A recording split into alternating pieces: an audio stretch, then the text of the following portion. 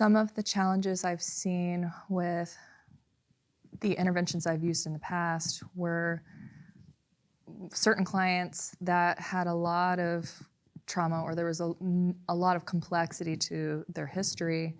We would use many of the top-down approaches focused on changing their thoughts, trying to change their mindset, and assigning them a lot of homework.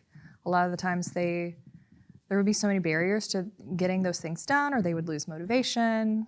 A lot of times the clients would feel like they're doing all the things that I've asked them to do, but still in the moments where it was most necessary, they still responded in the way that they'd always done. So trying to out-compete these survival responses just by changing my logic just wasn't effective.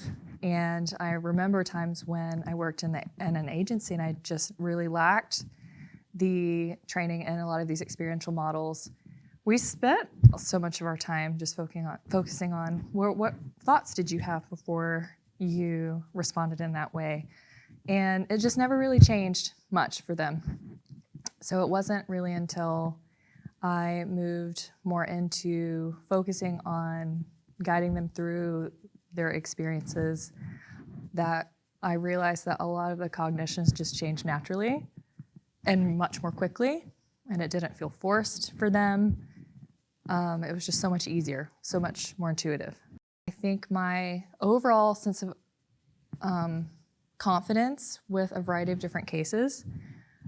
Before, I noticed that I would have some intimidation with someone that seemed a little bit more, like their issues seemed a little bit more complex, or they presented with maybe a diagnosis of a personality disorder.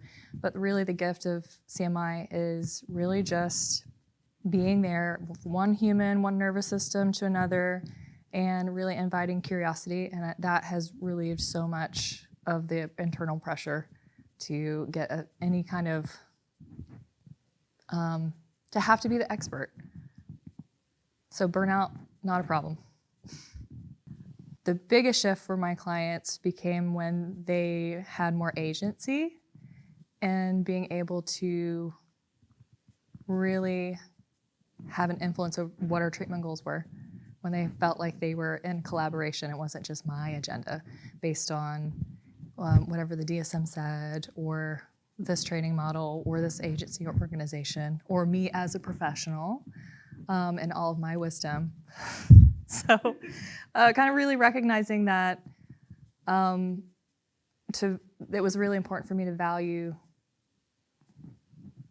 what their goals were and prioritize that.